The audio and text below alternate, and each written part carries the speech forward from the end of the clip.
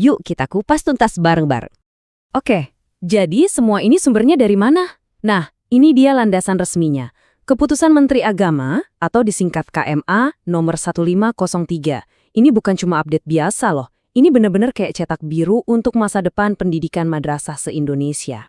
Nah, yang paling bikin penasaran dari perubahan ini adalah idenya, yang namanya kurikulum berbasis cinta. Kedengarannya puitis banget ya untuk sebuah kebijakan pendidikan, tapi ini maksudnya apa sih sebenarnya? Yuk kita cari tahu. Biar jelas, kita bakal bahas ini dalam 6 bagian. Mulai dari kenapa ada era baru, terus filosofi cintanya itu apa, gimana metode belajarnya, prakteknya di kelas nanti kayak apa, kapan mulainya, dan yang terakhir, tujuannya apa sih semua ini? Oke, kita mulai dari yang pertama. Pertanyaan paling dasarnya, kenapa sih harus ada perubahan sekarang? Jadi, ini bukan cuma ganti kurikulum biar kelihatan baru ya. Tujuannya itu jauh lebih dalam. Intinya, gimana caranya potensi siswa itu bisa berkembang maksimal, karakter mereka berlandaskan Pancasila bisa tumbuh, dan yang paling penting, mereka siap ngadepin tantangan global. Bisa dibilang, ini adalah jawaban untuk tuntutan zaman. Oke, sekarang kita masuk ke jantungnya nih. Filosofi di balik kurikulum ini. Bagian ini yang benar-benar bikin beda. Kurikulum berbasis cinta itu bukan cuma slogan manis. Ini tuh sebuah kerangka kerja yang serius. Fokusnya digeser. Nggak lagi cuma soal kamu hafal materi apa, tapi lebih ke kamu jadi manusia seperti apa. Tujuannya jelas, mau mencetak generasi yang nggak cuma pinter di kepala, tapi juga humanis, punya rasa nasionalisme, dan pastinya toleran. Nah, kutipan ini kayaknya ngerangkum semuanya ya.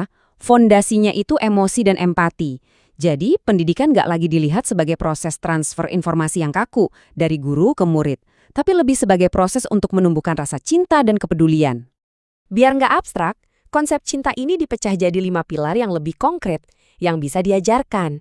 Ada cinta kepada Tuhan dan Rasul-Nya, cinta ilmu, cinta lingkungan, cinta diri sendiri dan sesama, dan cinta tanah air. Nah, 5 pilar yang disebut Pancacinta inilah yang nantinya bakal jadi fondasi di semua mata pelajaran. Oke, filosofinya cinta. Terus, cara ngajarnya gimana? Metodenya apa? Nah, disinilah masuk poin penting ketiga, yaitu pembelajaran mendalam atau deep learning. Bedanya apa sih? Wah, beda banget. Kalau dulu mungkin kita lebih banyak belajar di permukaan, fokusnya ke hafalan, pokoknya ingat fakta. Nah sekarang, kita pindah ke pembelajaran mendalam. Siswa itu didorong buat paham konteksnya, bukan cuma hafal. Mereka diajak buat menerapkan ilmunya, buat mecahin masalah, bahkan sampai bikin solusi sendiri. Ini lompatan besar loh menuju critical thinking, kreativitas, dan kolaborasi. Dan yang nggak kalah penting ya, metode baru ini bukan cuma ngejar nilai bagus. Proses belajarnya itu sendiri jadi fokus. Tujuannya, gimana caranya supaya pengalaman belajar itu jadi sesuatu yang bermakna, menarik, dan ya menyenangkan buat siswanya. Oke, filosofi dan metodenya udah kebayang ya. Sekarang pertanyaannya, gimana bentuknya dalam kegiatan belajar siswa sehari-hari? Praktiknya di kelas gimana? Pertama, ada yang namanya intrakurikuler. Ini ya kegiatan belajar mengajar inti di dalam kelas. Mapel kayak matematika, sains, bahasa, semua diajarkan di sini. Bedanya, sekarang nilai-nilai Pancacinta tadi itu diintegrasikan, ditanamkan di setiap pelajarannya. Lanjut, lapisan kedua, kokurikuler. Nah, di sini teori ketemu praktik. Bentuknya itu proyek-proyek lintas mata pelajaran yang ngajak siswa belajar di luar buku teks. Fokusnya seringkali buat mecahin masalah beneran yang ada di lingkungan sekitar mereka. Dan yang terakhir, buat melengkapi, ada ekstrakurikuler. Ini udah familiar lah ya. Ini wadah buat ngembangin bakat, minat, dan jiwa kepemimpinan di luar jam sekolah. Jadi 3 lapisan ini, intra, ko, dan ekstra, kerja bareng buat menciptakan pengalaman belajar yang komplit. Biar gampang bayanginnya, gini deh contohnya. Pagi di kelas, siswa belajar tentang seni tradisional daerah lewat muatan lokal. Siangnya, mereka pakai ilmu sains dan sosial buat bikin proyek bersih-bersih sungai di sekolah. Sorenya, mereka asah kerja sama tim di klub robotik. Kelihatan kan? Semuanya nyambung. Nah, ini pasti jadi pertanyaan penting buat orang tua dan para guru, kapan semua ini bakal dimulai? Jadi implementasinya nggak serentak langsung barengan. Ini bakal dilakukan bertahap. Dimulai tahun ajaran 2025-2026 buat madrasah yang emang udah siap.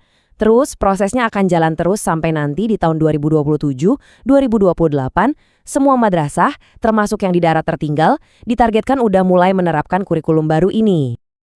Oke, sekarang kita sampai di bagian akhir. Setelah semua detail teknis tadi, apa sih tujuan besarnya? Visi akhirnya itu apa? Intinya, dan ini yang paling penting, tujuannya itu bukan cuma ngejar nilai bagus di rapor. Visi besarnya adalah membentuk manusia yang utuh, cerdas secara emosi, matang secara sosial, dan kuat secara spiritual. Jadi, kalau kita mau rangkum, ada 4 poin penting yang perlu kita pegang. Pertama, ini lebih dari sekedar aturan baru. Ini soal perubahan mindset. Kedua, fokus utamanya ada di karakter. Ketiga, metodenya menekankan pemahaman, bukan lagi hafalan. Dan keempat, transisinya itu bertahap. Sebagai penutup, coba deh kita renungkan sama-sama. Kalau ada satu generasi yang dari kecil dididik dengan cinta dan empati sebagai dasarnya, kira-kira perubahan seperti apa yang bisa mereka bawa untuk masa depan bangsa kita? Nah, itu pertanyaan yang menarik untuk dipikirkan. Terima kasih sudah menyimak.